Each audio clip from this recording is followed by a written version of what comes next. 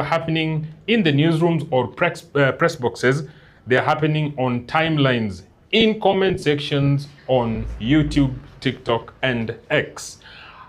A new wave of digital content creators is shaping how fans consume sports news, analysis, and opinion faster and louder than traditional media. But with that influence comes important questions. Is digital influence strengthening sports journalism or blurring the lines between the fact, opinion, and popularity? We examine the impact, the opportunities, and the risks of this digital shift and ask critical questions in Kenya's sports media space. Is it viral or is it verified? Welcome to PitchSide Pulse that is streaming live on Facebook, live on YouTube, and we are at our Exponential Media Africa studios that is on Naivasha Road. Karibuni.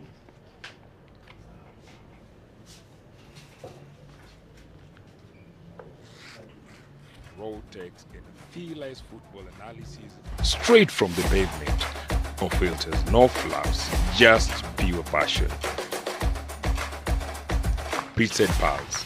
Feel the game like never. Very well, and as we have mentioned that we have brought 4 guests who are in line with the theme that we are going to deal with this evening on digital content creation. I want you to introduce yourself. Probably you'll tell us what you are enthusiastic about, maybe your social media handles, because we are dealing with the content, digital content that of course has to do a lot with social media influence. I'll start on my extreme right. Please introduce yourself and give us your social media handles, then we move on to the next gentleman and the lady right next to me. Thank you so much, Noel. It's a beautiful day here at PitchSide Pulse. And of course, it's time for football analysis, but more often we're going to talk about sports journalism, mostly digital or digital sports journalism, meaning we're going to talk about many things. We have content creators coming in and giving insights, updating people about the Kenya Premier League matches, the National Super League, the FKF Women Premier League, apart from the mainstream media journalist. My name is Adisa Sharon, call me the Sports Queen, and of course you can find me on my social media pages, Facebook, Lecture Adisa, Instagram, Adisa Tech Media, YouTube, Adisa Tech Media, all my pages if you want anything concerning football. Thank you. Very well, thank you very much, gentlemen. Good evening, guys. Thank you for the opportunity. I'm glad to be here to share more insights about the football, data, and content creation. My name is Juma Jacob. Currently, I work under data analytics and insights. Currently, we're working with all the levels of competitions. We have the KPL, KWPL, NSL, KWNSL, County League, Regional Leagues, and even some academies and schools. All right. I'm glad to be here to share more insights about the data and the numbers in relation to football. Thank you. My name is Juma Jacob. Social handles as Twitter, Young SKOT. Same to Facebook, same to TikTok, same to Instagram. Young SKOT Omar. Thank you very much. Karibu sana, Jacob. Yeah, thank you so much, Isaac. My name is Kausar Siaz. I'm currently studying mass communication at the Nairobi Aviation College. I'm inspiring to be a sports journalist, and I'm here to, talk about football, the beautiful game, the players, tactics, the digital media, and of course the mainstream, which are journalists as. And you can find me on my socials at Lali_Kevsar. Thank you very much, Kausar, for coming to the show. Thank you very much, Jacob, for coming to the show. And thank you very much, Adisa, for always being available for us in the show. It is interesting. I think we'll start straight away. And Kausar, I'll get to ask you the first question related to this, that there is a rise of digital sports creators, and you probably have had a chance to be among those who have created content digitally, especially as far as our football is concerned. Now, I've got to ask you a very simple question to start start with that. Is this influence now more powerful than accreditation, in the sense that what has made this digital content creation of football, especially in the Kenyan Premier League, more powerful than the mainstream media, according to you? Okay, with mainstream, they usually focus on what's going on in the country and Right. little about football. And with digital media, so many people are creating content about football. As we can see, what happened at Chan, the All Chan, right. yeah, Yes. the CAF Chan. So many digital medias have spread the word quickly. And so many people watched Chan mainly because of the digital media. I think they're doing an amazing job, and you know, being there at the stadiums, Yes. giving content to us. Like most of the time, I won't find what I'm looking for in digital in mainstream. All right. Are you trying to say, because you've mentioned about the channel, are you trying to say that is probably the burst of the digital content creators? Was that like a breakthrough for the digital content creators, or probably they had been there some time back? Okay, maybe they were there, but that was the breakthrough. So the breakthrough Chan. came during the Yes, Chan. That was an amazing thing. And Yeah. probably you're talking about you finding some content in the digital content creation by the young people, which is not found in the mainstream media. Maybe you might have probably just one take or one example on some of these things that you find that the digital content creators have that we cannot find on mainstream media. Okay, as we know, the only company that are allowed to stream live Yes. the football matches are Azam. Azam, yes. Yes, they are the only people. Yes. And the content creators are there to give us, you know, the insight and everything. You won't find this on, you know, Citizen, KBC, KTN. They don't show those matches. All right. Even with Azam showing the live stream, they do interviews too. But if you want more on the footballing, on what's happening in the field, you'll find it at the digital media. Very well. More of what is happening in the field. I think we should always remember that we are talking about digital content creation, and Kausar has just told us the introduction, the breakthrough of this came during the Chan. And we saw a lot of things, Jacob, during the Chan. We saw a lot of content that was being created, which of course, as it's now, you being a content creator, you can just go directly into the field, and then you decide that you go to the field, you decide to create content, you decide to create interviews. Because when you're talking about the content in the field, initiative toka tunaenda pale to stream football live, tunaenda kupata opinion ya fans, tunaenda kupata reactions of fans, tunaenda kupata coaches. Maybe once or twice nishaona somebody like Adisa Shaenda amepata chance ya interview one of the players. You see, you get the opinion. So mimi nakuulizaje, do you think this is the direction football inafaa kuelekea, Jacob? Hii ndio direction yenye football yetu inaenda kuelekea as far as digital content creation is concerned? So far, so good. For me, I think with the content creation, Yes. football is taking a bigger step. Yes. Basing on what happened during Chan, Yes. the content that were being posted all over on TikTok, Instagram, Twitter. Yeah. You see, Huko X. you could quickly log into X Mm. and see a given update about when is the time for the game, update on the sales of the tickets, and what is expected in terms of predictions and so on. So with the content creation, with more content creators, I think with the Football Nation. So probably unajaribu kusema tunatry kubuild game yetu from this particular angle, because saa zingine hujui game na unataka kwenda kusoma kwa gazeti yenye haijakuwa, unataka kwenda kuangalia kwa news TV haijakuwa, but ukifungua tu pale nitapata the youngest umesema handle yako ni Youngest KOT. Youngest KOT, unaingia pale unapata kwa sheka game ya AFC Leopards na Ulinzi, iko tu pale tu just at the touch of the button. Sure, with with the coming up of more content creators, I think the public awareness has just improved. Public awareness, yes. Since many of the people, and many users use TikTok, Instagram, Twitter, just for updates. Most of them just, you're in a matatu, you're traveling home, someone just logs in and says what is trending about football or given. sport, maybe football and so on. So and he's contented. Najaribu kuangalia kuna best yangu moja anashinda kusemaga ati TikTok inakuwa tu mahali ya kudance na kwendaga live na nini. So basically I think you're trying to give us a different perspective, yeah, that you have to look at this, because saa zingine wanaingia TikTok na pata a lot of those maybe I'll not specifically say a lot of those handles kwa pale na kupatia highlights, a lot of handle na pale inakupatia interviews and everything. So basically that is a way in which game yetu ina improve. True. All right, thank you very much. I think I'll get to Sharon. We're talking about there has been a lot of growth of independent sports creators and fan-driven platforms. Well, swali moja nitakuuliza tu, which is very simple. Una think nini ina motivate our to, let me just call them young people, because that is what they are. Unadhani nini na motivate these young people so that they can go into the field and give us the real content, like Jacob has said, like Kauthar amesema. Unadhani nini kabisa inafanya these young people to go into the field and give us this particular content?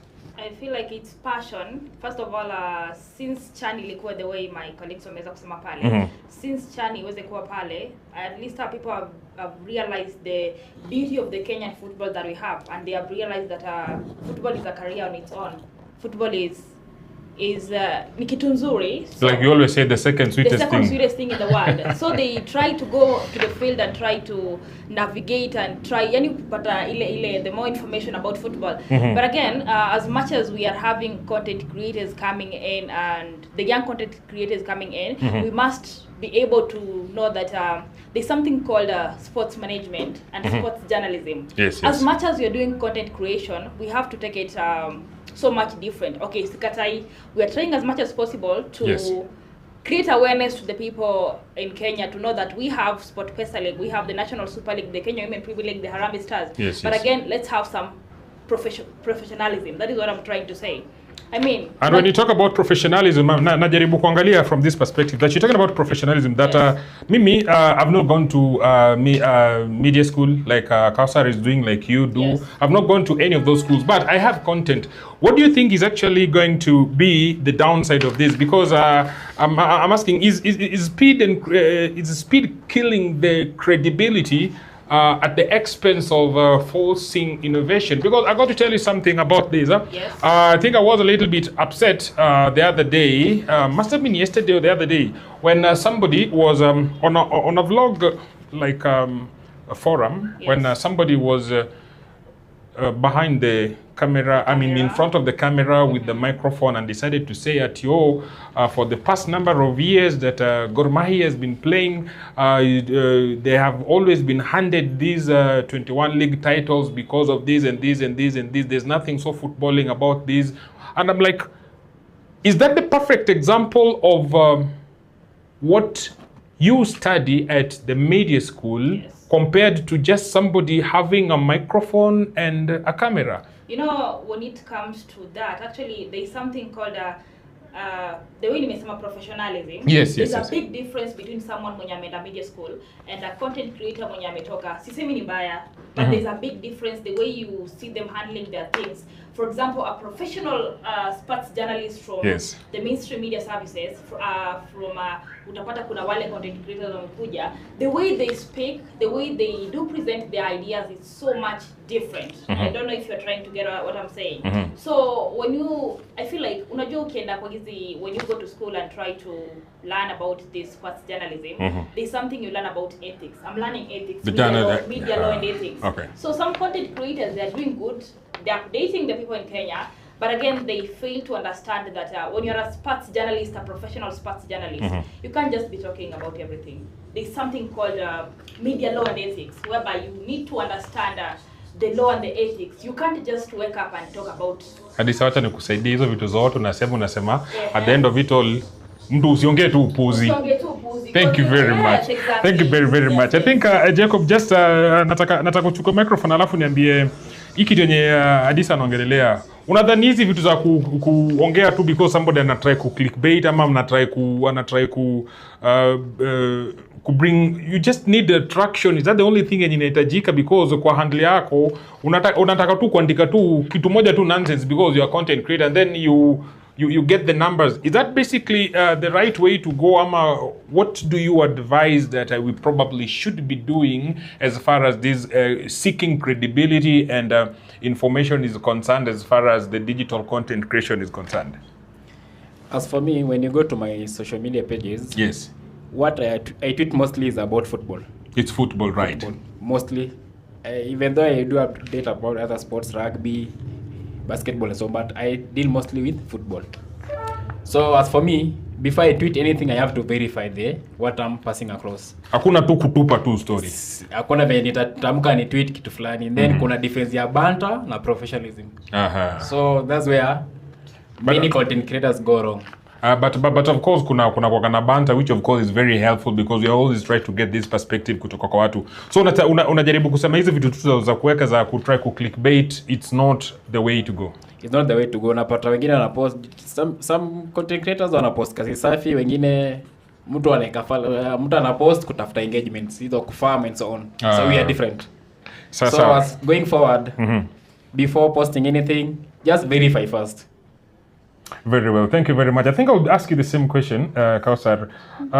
Who is accountable when we do wrong digital reporting? Because you as a journalism student, just like Adisa is, unadhani nani anafaa kukuwa responsible? Because you have your social media handle and we all have our social media handles. Do you think we're supposed to be answerable to somebody? Because I could be giving wrong information so that people can get angry and then come to my page. At the expense of getting angry, coming to my page, I get the numbers. And when I get the numbers, it doesn't matter. I get the views, I get the interactions and everything. But what does that matter?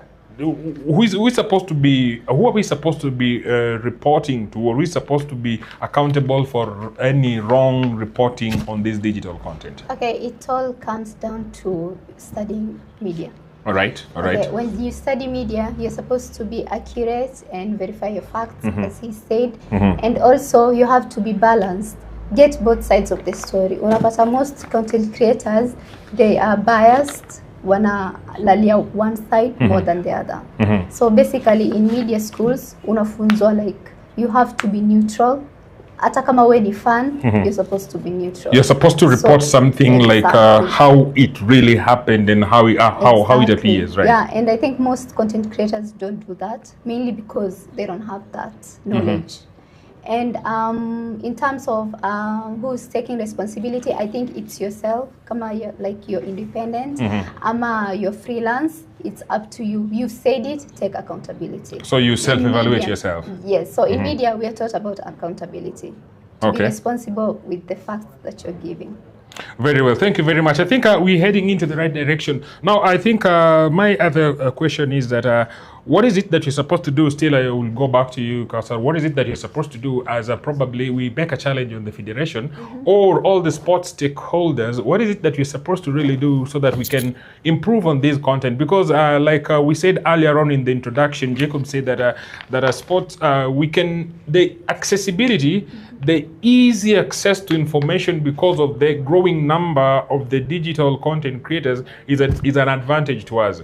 Is there anything that probably we can do for all the stakeholders to make this better or to do something to create more space for everybody? Because we are always told that football is a very big cake that can be eaten by everybody over and over again.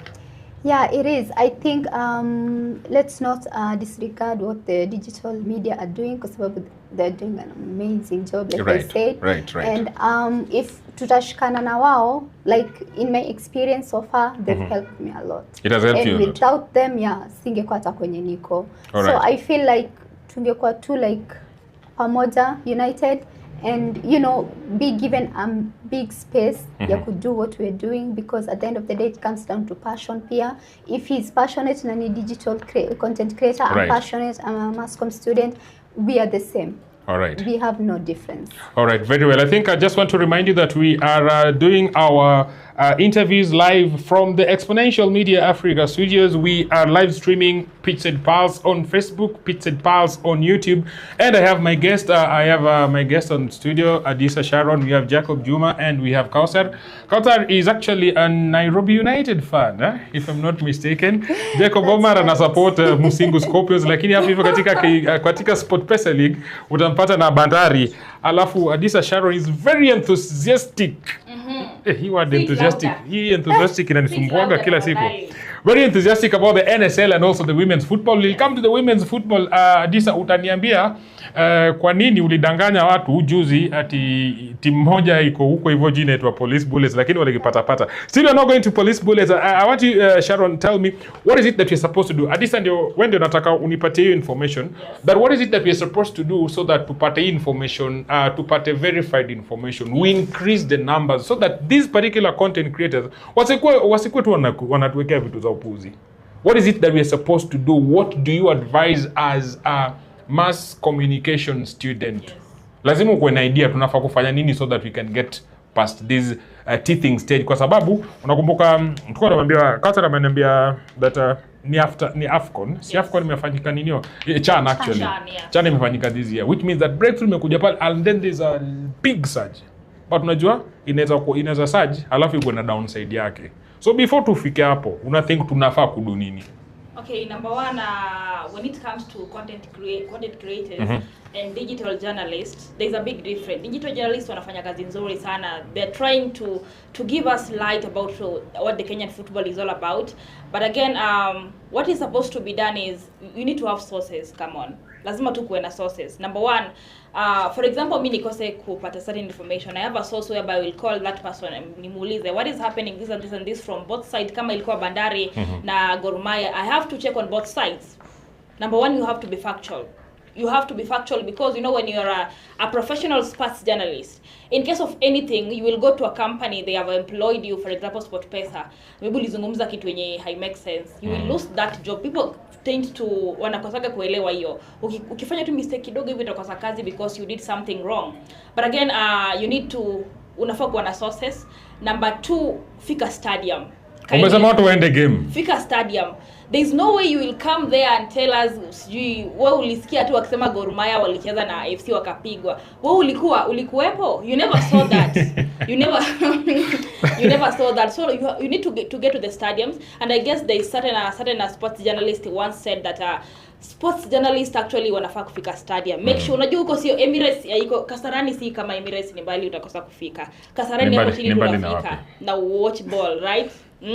So make sure unafika Kasarani, watch the matches, try to analyze. And again, we also have those ethics. For example, when you want to pick a player for an interview, kuna zile ethics zinatumika. Utatoka tu ukienda kushika Kilimadada unamuinterview kama nani? So like you being a communication student, you're telling us that you have to approach somebody, the kind of way in which you have that conversation with him will make him. So tu unakuja tu kidogo ushamwekea microphone. Umeona aje game? Umeona aje game? No, there are ethics which are being used, like wezi tu amka unatoka tu kwa shamba kwako unakuja kushika mtu. No, right. There are ethics because, you know, sometimes those players wanakuwa accountable, so much accountable, they're gonna pay for that and you won't be there. So including a lot of things like image rights and everything. Exactly. So kindly able to be factual. Sports journalists, make sure that ukipata chance, we have so many sources you can be able to study sports management, and it's so much important when it comes to sports. Actually, it's a career. For me, it's a career, and I'm taking it so much serious. So when it comes to that, we just have to take it so much serious. Yes. Yeah, thank you very much. Amaho, nani Adisa na shinda kisema imambesha Amaho. Huku watu wa Vihiga tunasumbuliwa sana Jacob. Vitu kuko mzuri, umefika shamba kuko kweli jamani. But that is the land of milk and honey. Thank you. Jacob, tell me something. There is a part of information that I've always run into as far as this content is concerned that has to do with the way people always try to give their beliefs, what is it called? How do I put it?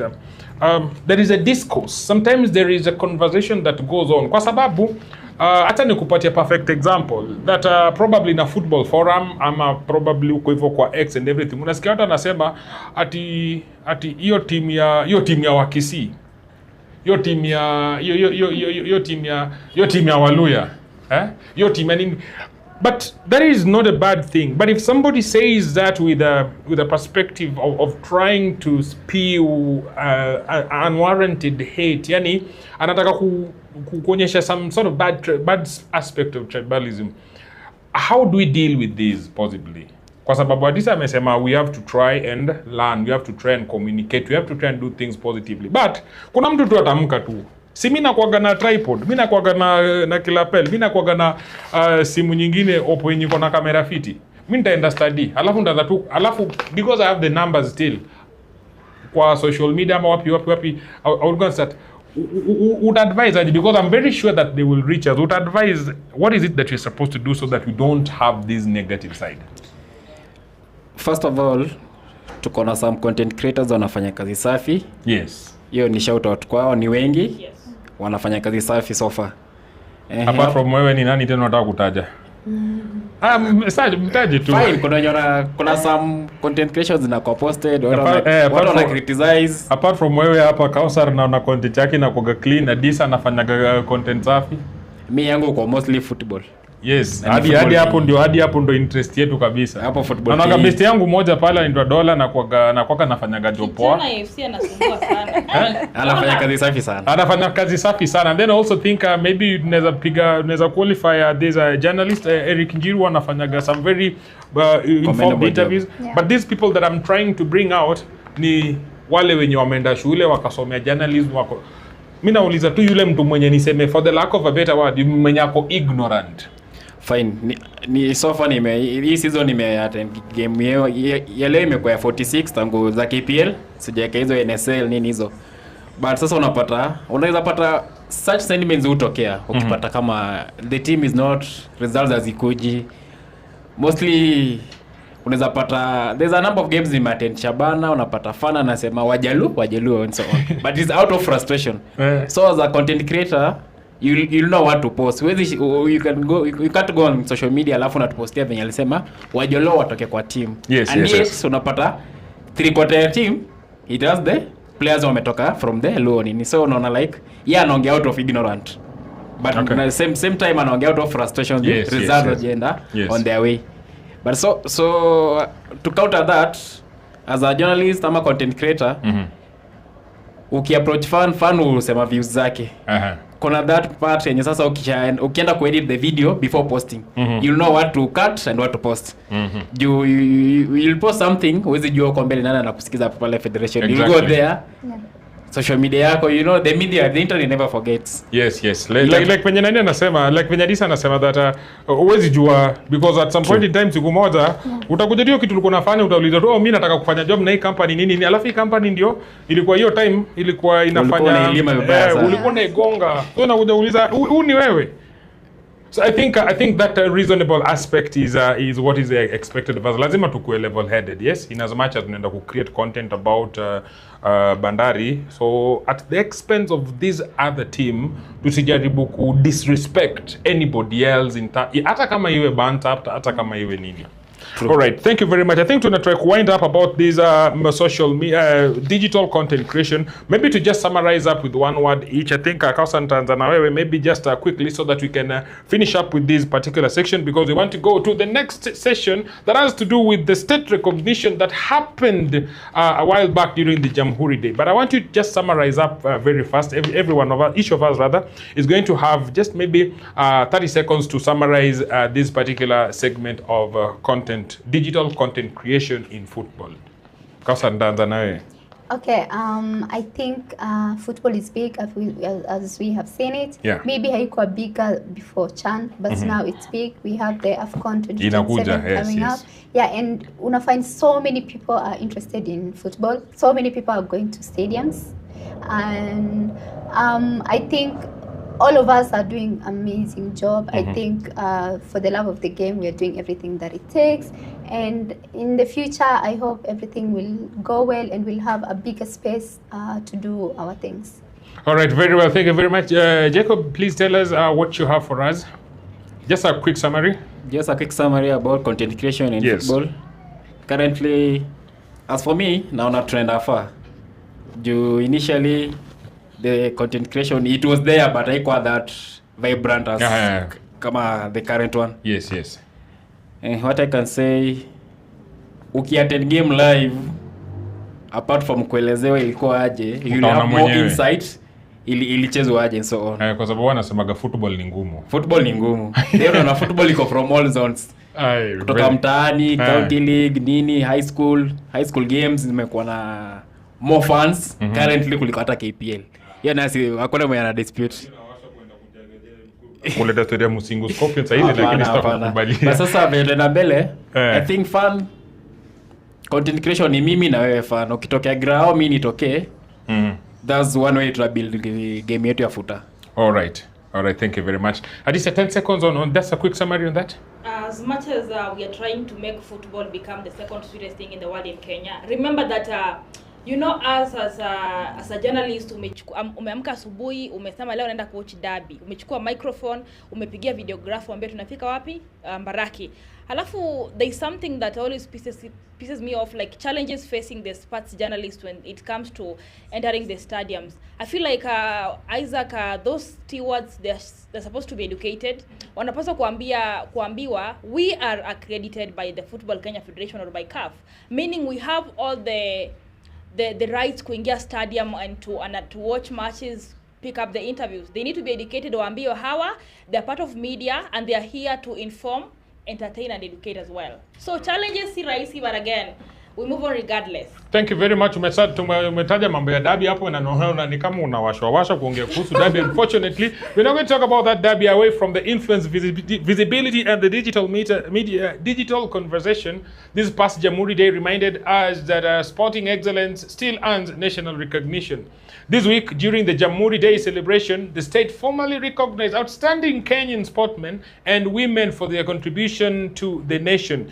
It was a moment that reminded us that sport remains a powerful national symbol, one that unites, inspires, and represents Kenya on the global stage. From grassroots heroes to international achievers, these honors highlight the value of discipline, sacrifice, and consistent performance. Now, let's take a look at the athletes who are recognized and why their achievements matter, not just to sport, but to the country. The first award that was presented by the president during the Jamhuri Day was given to the head coach of the Harambee Stars national team, Benny McCarthy. That was a head of state commendation. Then there was Beldin Odemba, who was awarded the MBS, that is the Moran of the Order of the Burning Spear. There was Austin Odhiambo, who was awarded with the Order of the Grand Warrior, the OGW. Then there is Mwanalima Adam, popularly known as Dogo, the Harambee Starlets midfielder, who was awarded with an HSC. And then there was Nicodemus Kimathi Musau, who is the team manager Harambee Stars, who was also awarded with the head of state commendation. And then there is Omar Aboud Omar, the captain, and the captain of the Harambee Stars then, and also the Police FC captain, who was also awarded with the HSC. Very well. I think maybe we could get a very quick reaction. These are as panelists, do you think this is the right way to go? Probably. Do you think there's any player or any coach or any technical member who should have been awarded in this particular level, whereby the president gave the awards for the state recognition for the players? Mimi nitamzungumzia Mwanalima Dogo. The moment I saw her being recognized, actually I was so happy, because I always say that when it comes to the Kenya Women Premier League and the Harambee Starlet, there's so much talent, there's so much consistency, energy, passion. So when I saw Dogo akiwa recognized pale, I feel like it was a good symbol, because it was a recognition of passion actually. The discipline that she had, that the ladies had, the Harambee Starlets, they have been consistent with their performance actually. And when it comes to Dogo, she really scored.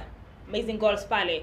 So I feel it's a good state and it's a good thing. Very well, thank you very much. Jacob Juma, wewe niambie ni player yupi mwenye ama manager ama which team manager, because tulikuwa pale na Benny McCarthy, Beldin alikuwa pale, Nicodemus Kimathi alikuwa pale, a lot of team managers and also players. Ni gani una feel mwenye ana stand out kwa wenye unataka kupatia na opinion yako kuhusu? Opinion yangu naanza na Beldin. She has done a lot kwa women football. She actually got the award for the Moran of the Order of the Burning Spear. She has achieved a lot. Yes, Ukiangalia venye amejaribu kurun league ya madem, Kenya Police Bullets before, and the Harambee Starlets. Yes. She has done a lot. Same na Dogo. I think the current ranking kuna venye Harambee Starlets ilipanda step. Yes. Yeah. Due to her level of management. Level of management na kazi yake na Beldin as the head coach. And then the likes of Abud Omar, Brian Alfonyango na Wesley Ogam, back during Chan, they really played for the badge. They played for the badge. Kuna mtu alikuwa anasema ati playing for the badge nini lakini bank account pia iko achwa, so kulikuwa na motivation iliwasukuma pale kabisa. Yani Abud alikuwa anachangamsha watu pale wakienda kwa ile base yao, sitaki kuitaja jina, wakienda pale kwa ile base yao walikuwa wanachangamka sana kwa sababu wanajua mita ishaingia. Do you think that must have been the reason for this outstanding performance, ama pia ni kitu tu ilikuwa inasukuma tu? Unpopular opinions, unajua pesa ni sabuni ya roho.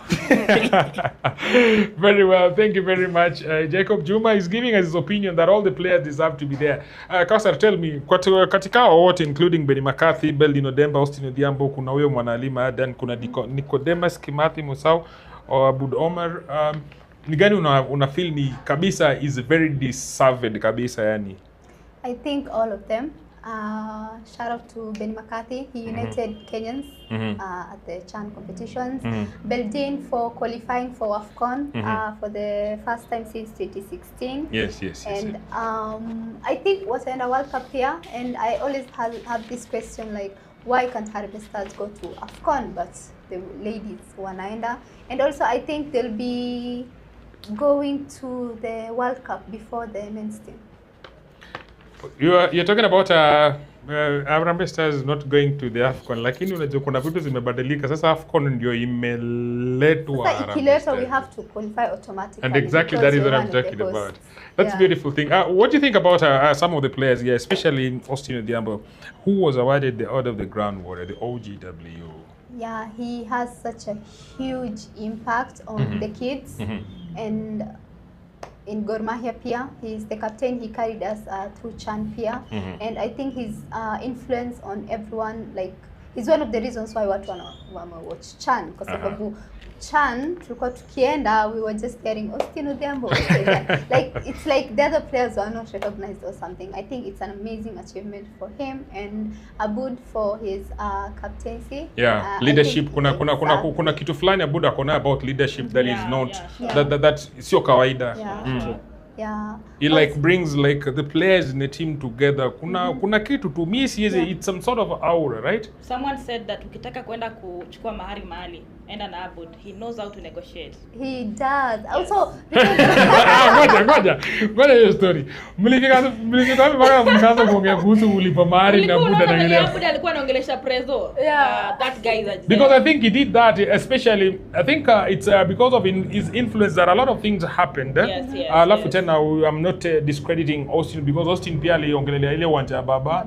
Alafu kuna hiyo venye Abud Omar aliongea about Mushiri, aliambia president about Mushiri. Alafu mambo ilifanyikaga tu. So basically I think these are the kind of apart from talking about generally kind of friends that you need, but this is the kind of leadership that we need in the in a team and everything. Yes. All right, thank you very much. Uko sure Kausar utaki Abud Omar aende Nairobi United? Kama ulikuwa unawezo, mimi niseme tu probably umeambiwa tu ukaitwa na patron wa Nairobi United, ama ukuitwa na nani waambiwe kwa players wote. Abud Omar, Austin Odhiambo, nini Alpha. Uko sure uwezi taka vai ile nguo ya yellow na green? Of course naweza taka. Is one of the best left backs we have in this country. Very well. Of course I'll have him any day. Very well, and the leadership notwithstanding. And the leadership, thank you very much. Thank you very much. Unafeel aje Jacob? Is there one or two players that maybe wewe mwenyewe ulikuwa unafeel kwa roho yako that pengine Prezo angemweka hapa tu for the sake of it? wale kwa wenye, of course we were rewarding these in line with the chan, right? Can I just add Uh-huh. that I think Mushiri should be here? Mushiri anafaa kuwa hapa by the way. Yeah, Mushiri. He made such an amazing impact. He had 2 assists. Kwanza I'll give him the Morocco one. ile game ya nini wale Icelanders walitoa anaitwa nani? This island team that got Kenya out of the chan. It was Madagascar or Is it Madagascar? Madagascar, yeah. Hey, I think alikuja kama Mushiri made a very big impact. He did. Asa Zambia, we were Uh-huh. struggling kwa sababu kama tungewin hiyo mechi, we would have played Tanzania. Yeah. And we didn't want that. Tuko tunaavoid hiyo. He made the assist to Ogam, who scored. I think Mushiri should have been in this list. He's been outstanding. But I think wewe Jacob unathink aje kwa sababu unawashwa kusema jina fulani hapa kwa sababu unajua italeta shida. Hapana, wacha nikiwawe ni wawe. Mbona uniambii Brian Omondi hayuko kwa hii nini kwa nini? Jacob, wewe niambie Brian Omondi hayuko hapa lakini hauteti. Kwa sababu alitoka huko hivyo Mombasa akarudi Nairobi ama nini? Hapana. Watching Brian play, Yes. Brian anacheza fiti. He's a good goalkeeper. I think currently enda kona among the top clean sheets kwa KPL sahi. Akamanga watu la lead. Yes. Brian is a good goalkeeper. Yes. Then the way ana execute ball distribution na defense yake inaonyesha some kunayo commanding. So for Brian, I'm just getting to learn, sorry, that I think I missed that. Brian Omondi kwa hiyo team yenye hiyo state recognitions alikuwa kwa hiyo state recognition na nilikuwa nimeshakuwekea nilikuwa kuwekea kamba kwa shingo. mtu mwenye alifaa kuongezwa if the president anaweza ni the next the next awards that atokea ni Mushiri will step up for the country. Yeah. He played for the crest kabisa ya Harambee Stars. He played for the badge. Yeye hata kwa na jezo do if I can say. Kulingana vile niliwatch hizo games. Alikuwa very consistent to the team. Adisa, ni demi upi unaona ajeko kwa hii team, especially kwa hizi recognitions, ni kwa sababu unajua hiyo ndo passion yako, wale wenye wanacheza women Premier League alafu wenye wako kwa Harambee Starlets, ni upi mwenye unaona kabisa hapa yani hapa huyu angewekwa? And maybe on the team management and technical bench, or probably I would just say that like generally. We have Nekesa. I guess you know her. Nekesa, the Harambee Starlets lady. But when ukiangalia game ya madem wako wengi. We have akina siwataki wote, nataka tu moja. Waro, the lady wa pale Kenya Police Bullets mwenye alipata the Golden Boot last season. Meaning mademu wako wengi kina Emelda Shilwazo, despite the fact that aliingizwa Kenyan team, the national team kidogo, so mademu wako wengi. Yeah, so recognition pia inakuwa so much important. All right. Yes. Thank you very much. I think maybe just to run through some of these state recognitions that have been provided that had been awarded to the players. Nicodemus Kimathi Musau, that is the team manager. Captain Abud Omar, there's Brian Omondi, there is Wesley Ryan Ogam Rabok, who is actually in Austria right now. And then among all those other players, including Manalima Adan, there is Beldi Nodemba, who is the Harambee Starlets coach, and also Benny McCarthy. That is where football is supposed to be headed right now, and we look forward to having a lot of players, a lot of coaches, a lot of the members of the Football Federation. Yes. I don't know if ama mnaona kama kuna fans wengine ma digital content creators wenye wangefaa kuwekwa pale, because Kausar alisema Chan ili yani ndio ilifanya digital content creation boom. Yani yule mwenye alikuwa na influence big. Unathink aje? Okay, personally, sikuwa najua anything kuhusu digital creation, but there's this girl anaitwa Rix. I think I'll give her a big shout out, and what she did Apo Chan was amazing, and wako wengi Walla Up, Focus Sports, like Manu Reports, like wako wengi, the job that I've done, like so good. All right, thank you very much. Jacob, alafu niambie, what does this mean to the people? Like generally, easy awards zenye in a set recommendation as recognition rather zenye zimefanywa na the president on Jamhuri Day. What does this mean generally to the fans, to the masses kabisa yani?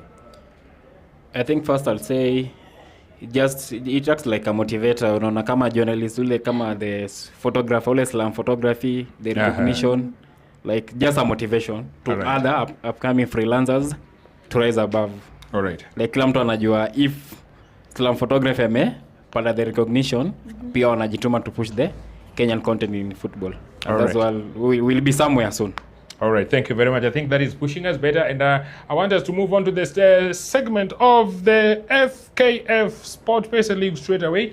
And we have a lot of matches that were played the other day. And on match round 14, Tusker lost to Nairobi United. Mathare United won against Sofapaka. Marashuga and Shabana drew at Kisii. Gor Mahia finally won against Kakamega Homeboys, and then Posta Rangers against Bandari had a draw. Jacob, I want you to talk about the Posta versus Bandari game. I think also Kauta nataka uongelele hiyo match ya Nairobi United versus Tusker. But still going forward, there is KCB versus APS Bomet, where KCB lost to APS Bomet. The KCB beat APS Bomet 4-2.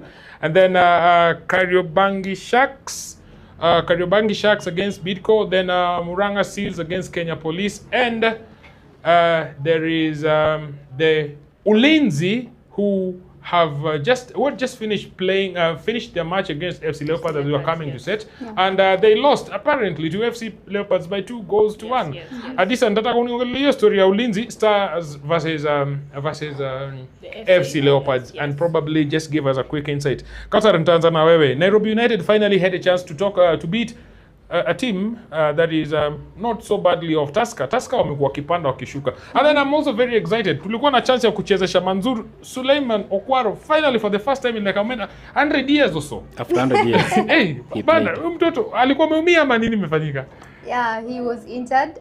Thankfully, he's back now. I was super gassed when I saw that lineup. I was so very excited too. Yeah. I watched the position guard because that kid can play anywhere. He was in the midfield. Yeah. I didn't watch that match. How was it? Ilikuwa poa sana. He dominated the match.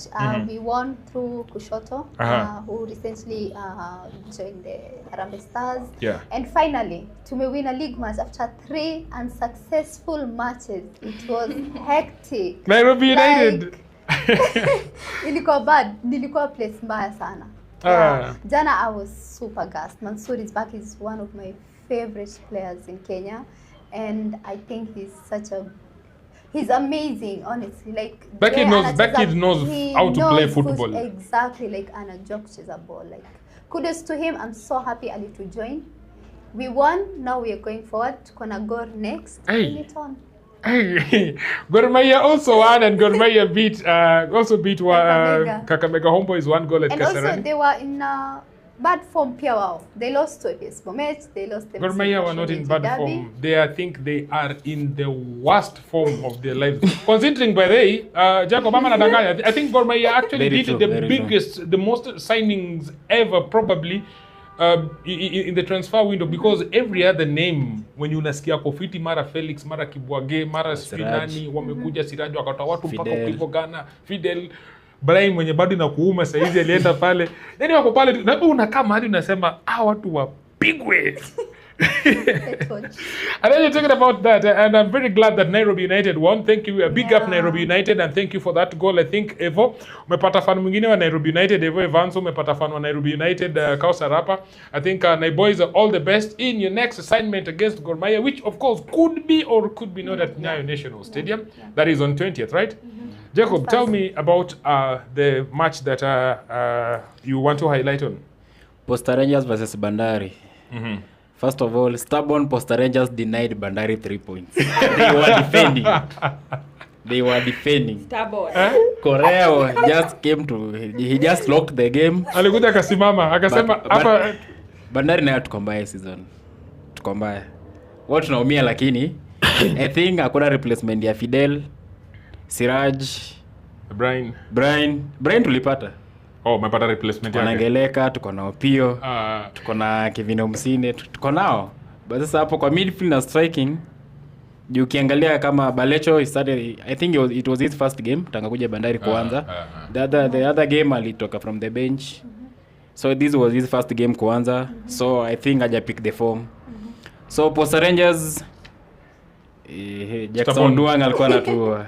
Lakini Posta Rangers I think wame slow down na wamerudi chini tena. Je, walikuwa wameanza na moto ama ni vile Pamdo alitoka akatoka na nini yote? Pamzo kustep aside venye anaingia APS Bomet, so I think kuna venye ili affect. Do you see the squads Pamzo alikuwa anatumia kuchezesha the first 11, majority of them wako sideline na the current coach. Kuna venye nika coach anakuja anajaribu kuunda formation yake ya first 11. Anajaribu kuregain coach Korea. So we can't dispute. Labda wacha tumpe game 2-3 but Bandari tuko mbaya. Mta come through fit. Adisa, very quickly, I want you, your game ya Ulinzi, because I want us to go to the NSL, a quick wrap up, kwa sababu director wangu ananiambia nimebaki na dakika moja show ishi, but I want to do very fast. Adisa, Ulinzi came through well. Coach Steven Nochola alikuja wins coach of the month. Ilikuwa ni October, November. Yes. Yeah, and then saizi unapigwaje na FC Leopards? Kwanza kwenu. Namna gani hawa? Unajua FC tangu wapige Gor Mahia na kuambia saizi wako na ile momentum ni kama watabeba kikombe. Unaona? Chai. So they came in, I saw Tyson Otieno pale. Otieno wawili actually they scored against Ulinzi and Odhiambo ali score bao moja pale ya Ulinzi, but again I don't know what is wrong with Ulinzi. Ulinzi wamekuwa tu na mashida mingi currently because you know the performance, nakwambia Chui amewashika kwa shingo, amewangatua ngatu pale, but again it's Kiswahili sanifu, you know. Unajua hizi elewa. I'm telling you when it comes to FC Leopards walipiga Ulinzi wakakuja pale number 3 kwa SportPesa League table, na mimi nikizungumza na fans wa FC, they are so much optimistic they're going to win this title, but again we have Kakamega Homeboys, we have KCB, we have Gor Mahia. You should be careful vijana wa Ambani. Acha nikukata hapo kwa sababu ya time. There's no AFC Leopards fan who is never optimistic. They have been optimistic since 1998. Going back to the results, I think on the NSL, I'm very sorry I have to cut it because my time is running out. Gor Mahia, Migori Youth lost to keep it a Black Stars, and then MCF beat 3K F Circle, then Fortune Circle beat Atlanta. Vihiga United lost to Nairobi City Stars. Michael Olunga Foundation had a draw with Kisumu All Stars, and at the top of the NS League is Migori Youth, which is something incredible. Yes, out of 14 points. Very quickly, Jacob, when atakuniambia hapo out of these matches, then I will come to nitakam kwa Adisa, and then Kausa Rutani pick through any of the matches, and then just a quick highlight. And ilikuwa game ya Kibera Black Stars na Migori Youth hapo Games Cambridge. Ile kama bado inadu. Ile carpet ni black but inachezeka. Inachezeka? In Kenya. Kwa standard zetu za Kenya iko vipi? Inachezeka. Juu games mingi zinapigwa pale. So I was in that game. Kibera Black Stars lately wamekuwa mbaya juu wamekuwa na setback. I think they went 5 games without winning before wanza kuwin ile Agucha and so on. So like I think the coach have picked some momentum to win games. Okay. So for Migori Youth, wako top of the table, dropping some points, just in a signal something. Second leg wataona shida. Second leg. Actually I hope so, because unakumbuka Migori Youth na hiyo 3K Circle, alafu niendo aje ile nyingine ile ya Kisumu. Ile kitu iwinigi kwa number 14 pale chini ile Kisumu All Stars. Wanapata sponsors wanateseka. Hawapati sponsors wanateseka. Mpira ni ngumu. Hiyo Kisumu All Stars. Hey bana, hiyo team bana. Adisa, quickly. There's a quick wrap up. Just tell me on any of the matches yenye unataka kuongelea hiyo Kisumu All Stars na Michael Olunga Foundation. Wananikasirisha kwa sababu Kisumu All Stars they have been wana perform too poorly consecutively, and I'm like, okay, tunajua dimba si mchezo, lakini guys, sponsors, what is wrong? You know the NSL is so much competitive, as very. It's so much competitive. Utapata pale Fortune Sacco wanapiga Talanta 3-1. But again, Nairobi City Stars, kindly pull up your boots. You have to perform. Lakini nani hataki? Kasa hataki hiyo story ya Nairobi City Stars kurudi, kwa sababu hiyo ni dabi nyingine itasumbua. Ikirudi kwa ligi itasumbua sana Nairobi City Stars sasa na Nairobi United. Wabaki huko. City Stars watapanda. City Stars watapanda. Watapanda? Watapanda. Watapanda. Sababu watapanda. Just give them 100% watapanda. So umesema City Stars alongside Migori Youth na any other team hapa? Any other team. Alright. City Stars ipande and then some team from I think Migori mbali. I think replace Moron Youth.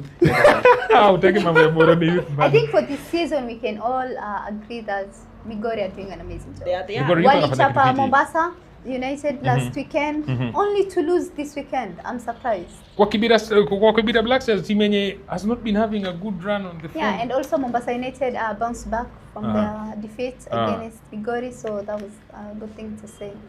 Alright, the next fixtures Naivas na Talanta, MCF na Darajani Gogo, Mombasa United na Gucha Stars. Gucha Stars is still up hivyo, I think wako number 12 up hivyo katika their table, but they're doing very well. Then there is a Luanda Villa, hiyo team ya Majengo. Against Kisumu All-Stars, hiyo ni no by this Luanda Villa ni ya Majengo pale. Ni derby majirani. By the way ni derby, ni derby fulani hapo hivyo yeah. jirani majirani. And then Equity Bank FC wanacheza na Vihiga United. What are you looking forward to? There is Fortune Sacco na Kibera Black Stars, then the Kabati Youth na 3KF Circle, then there's a Nairobi City Sanaso United, then there is Mwatate who are inviting Michael Olunga Foundation on that particular match. Which one do you look forward to? As for me, I'll attend the Nairobi City Stars versus United. Inacheza wapi? Hapa Kangwari. I think watachezea Games Cambridge. Oh, Games Cambridge. Juu imekuwa kinda ni kama home ground ya City Stars na Kibera Black Stars. Wamekuwa ki-share its own. So that game I expect ukiona so United recently kama leo wamepigwa. Yes. Yeah. So like ligi ni ngumu. Alafu na NSL ni game of chances. One chance, one goal. Inesha hivyo. Ndio maana niwezi pata hizi magoals mingi za force. Ukienda game NSL, no formation. Ni team chache za na formation. Nitoke kwa div, wing, flank, bio. Ile mpira ni mbio. Ile mpira natural. The basic football. Talent. Zile direct ta. Ukitaka kuwa na play vizuri ingia NSL. Hapo ndio penye unachukua starting player. Hapo unajua Omunike ni nani. Asante sana. I think we are going to get this very quickly on the Women's Premier League. On the Women's Premier League, whereby we had another very interesting Women's Premier League. Speaking of scores, Kibera Queens. Kibera ya Matere. Waliamua Jamani. jana waende pale. Mpira ulichezwa katika uga wa Marist International University. Wakapiga 1, 2, 3. Sijamaliza bado.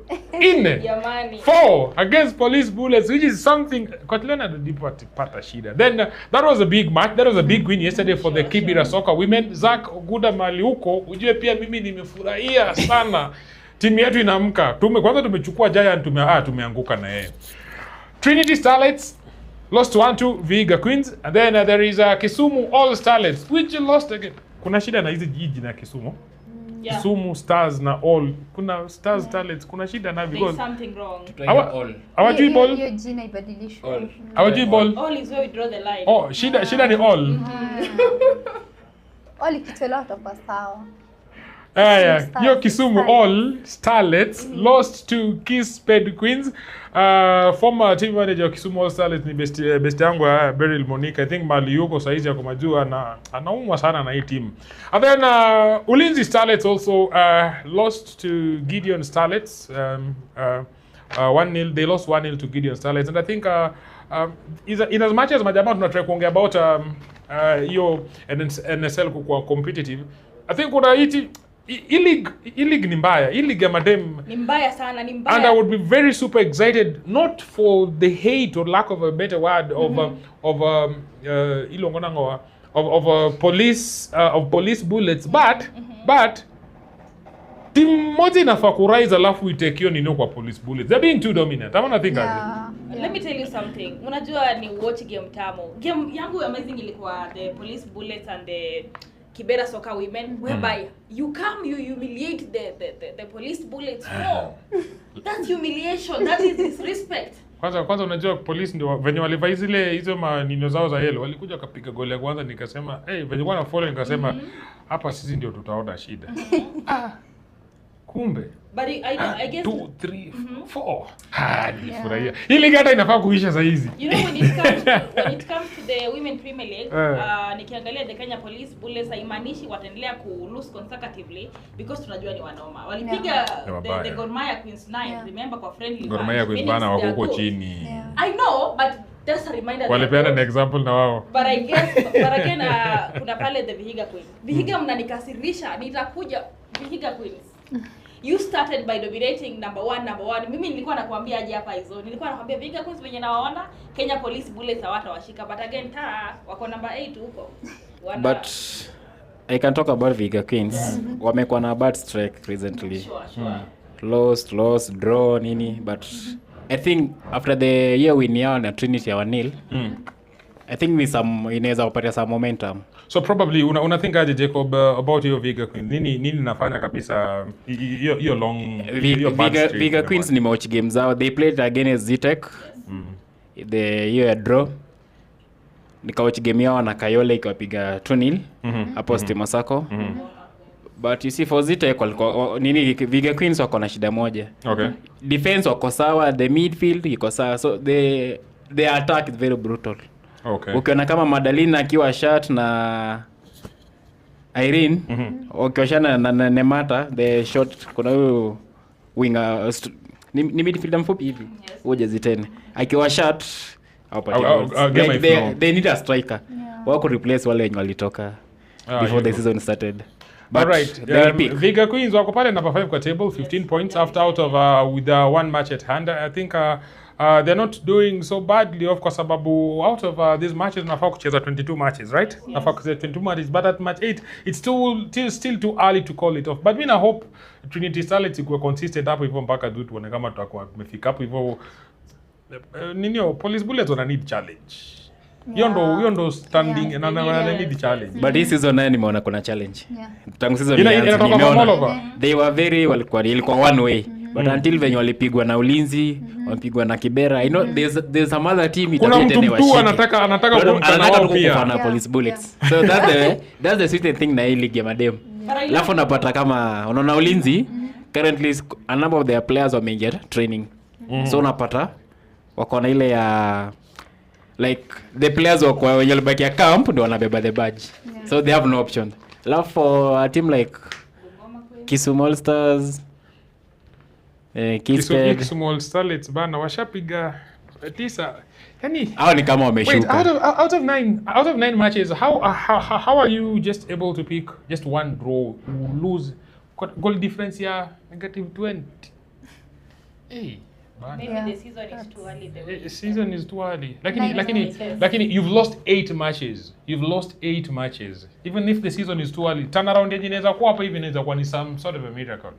Ama alright, alafu I think kuna Soccer Assassins they came through, alafu Gideon Starlet the last time tunaongea hapa hivi Adisa they showed like some sort wakipanda hivi then wakashuka. Although Gideon Starlet there is some very interesting stats about that them is that they've never drawn a match, either wanna win, which of course they've won only 3 and lost 6. What are their chances of making it probably to mid-table?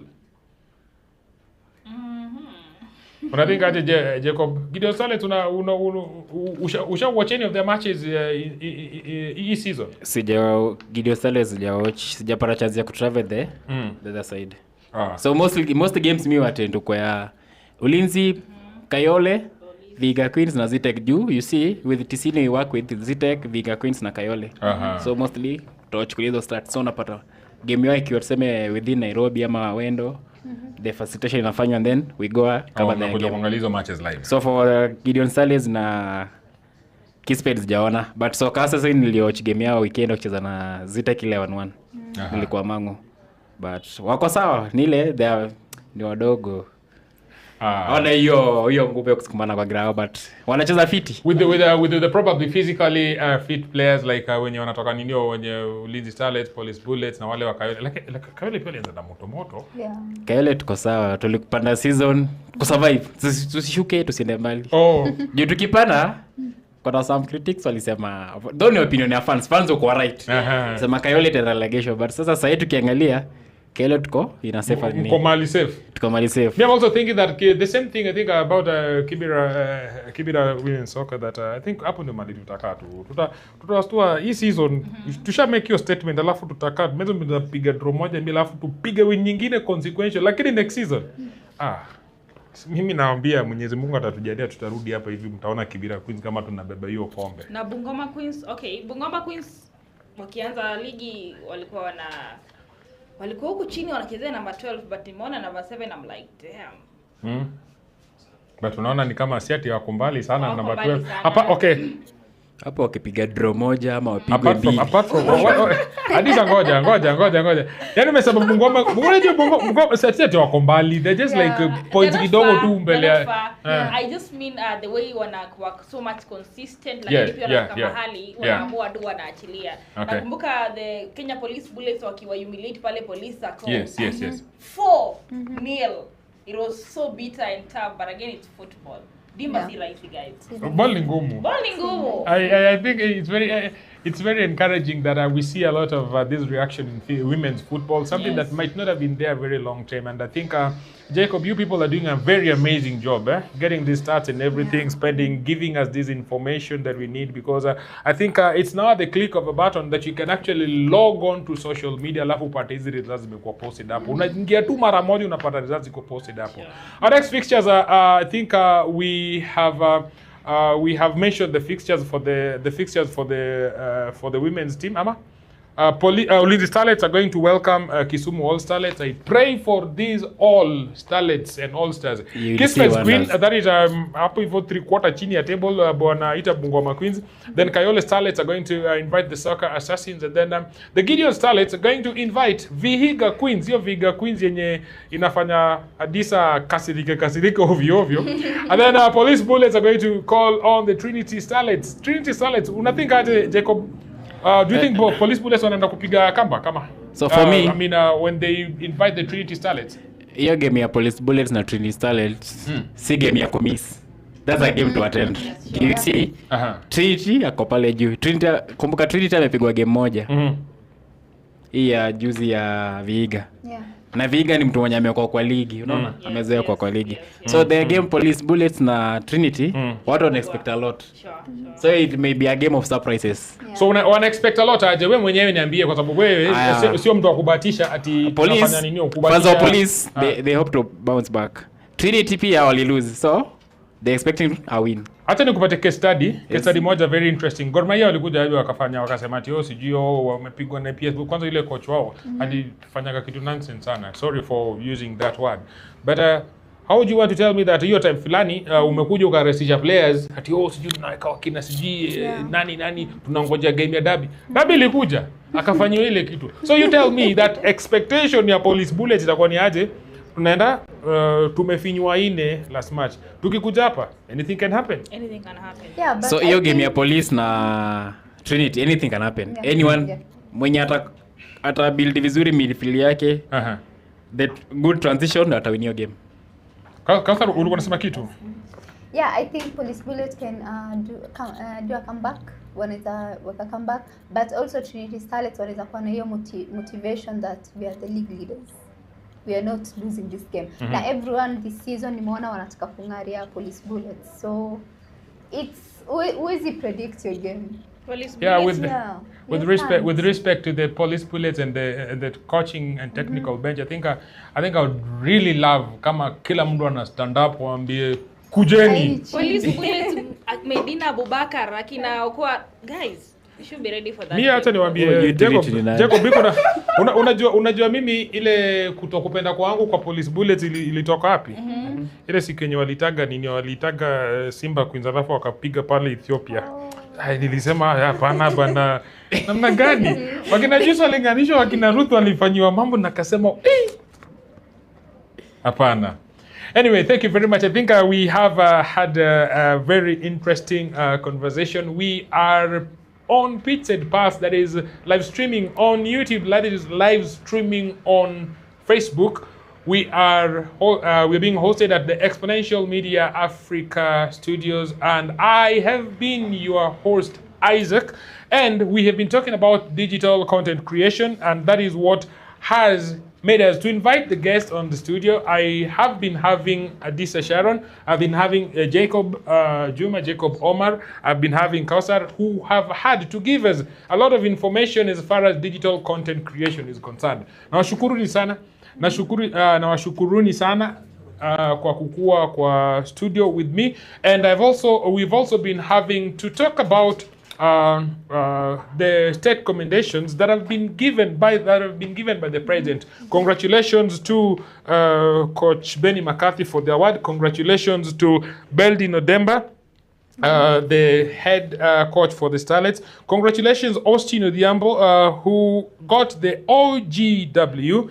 Mwanalima Adam also got the HSC. Nicodemus Kimathi, who also got the HSC. And Captain Abud Omar, who also got the HSC. I just want us to have a very quick last word, ladies and gentlemen, of the show. And probably you would want to wish us a very interesting, a very happy Christmas season, which is already here with us. And being that we have the last, this is our last show until we break for Christmas, and I wanted just maybe to have a wrap up for this and wish our viewers a very interesting Christmas season.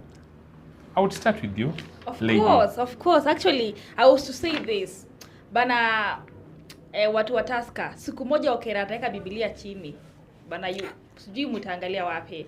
Meanwhile, I want to wish you a Merry Christmas and a happy, amazing New Year, manze. Remember that you are blessed and you are favored. Continue watching PitchSide Pals. My name is Adisa. Follow me on my social media pages: Facebook, Lecturer Adisa; Instagram, Adisa Tech Media; YouTube, Adisa Tech Media. Everywhere. And remember, football is the second sweetest thing in the world. Bye bye. Merry Christmas and a happy New Year. Thank you very much. Thank you guys for the show. It has been an amazing one. To those going for Christmas, I wish you a Merry Christmas and a happy, prosperous New Year. And whoever planned Chan ichezwe, AFCON ichezwe same time na Christmas festive season, that guy is a genius. Yeah, thank you, Isaac. Thank you to the Pitch Plus crew members. Thank you so much for having me. It's been a pleasure to be here with you guys. I've learned a lot. I've gained a lot of knowledge, and I hope to see you guys soon. And happy holidays.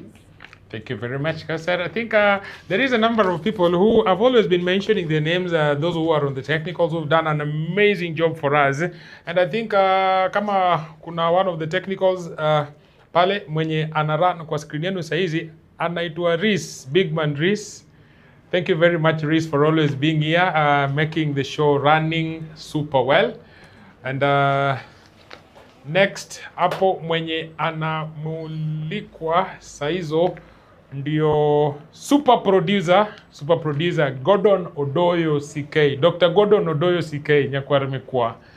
Wewe ndo super producer wetu. Thank you very much for always guiding, directing us and producing the show for us. And on the yellow box, on the cameras, big man Kevin Onyango Ochieng. Thank you very much, Kevo, for always having the technical support for us. And I think very much in absence, I would want to appreciate the good work that is being done for us by Michael Omondi Okeo, who is always doing the design and the creative work. And last but not very least, huyo kijana mdogo hapo nyuma, anaitwa Ian Shiri. Ian, thank you very much for being around. You're doing an amazing job at the PitchSide Pals. And as we wind up, I think I also have to mention, in absence also, our other panelist, who's always been here with us from the start, CK Adonis. That is Kaifas Kirwa. Hiyo ndo jina yake ya ninio ya kitambulisho. Huyo ni CK Kaifas, wachie wazazi. Kaifas Kirwa. CK Adonis, thank you very much for always being with us. In your absence, we appreciate the work that you've done for us, and I think we appreciate that so much. Thank you very much, guests, for coming. Shukran sana. Mwenyezi Mungu awajalie mkuwe na Christmas njema. I have been your host, Isaac Nyangaya, and I also wish you a very happy season. And until the next episode on the PitchSide Pals, we have been streaming from Exponential Media Africa Studios. Thank you very much, our host, and Mr. Dan Aboka, for being very hospitable to us. And I wish you all Merry Christmas.